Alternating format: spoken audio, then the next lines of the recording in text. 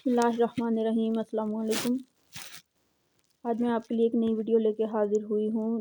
صرف 8 منٹ میں 80 سال کے گناہ معاف، یعنی ایک درود پاک آپ نے پڑھنا ہے جس کو پڑھنے کے بعد آپ کے 80 سال کے گناہ معاف ہو جائیں گے۔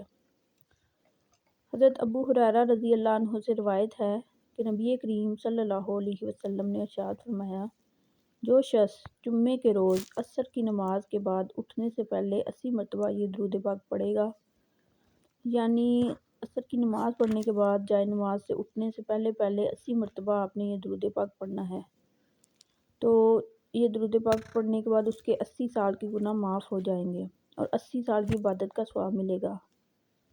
درود پاک یہ ہے: اللہم صلی علی محمد النبی الامی وعلی آلہ وسلم تسلیما۔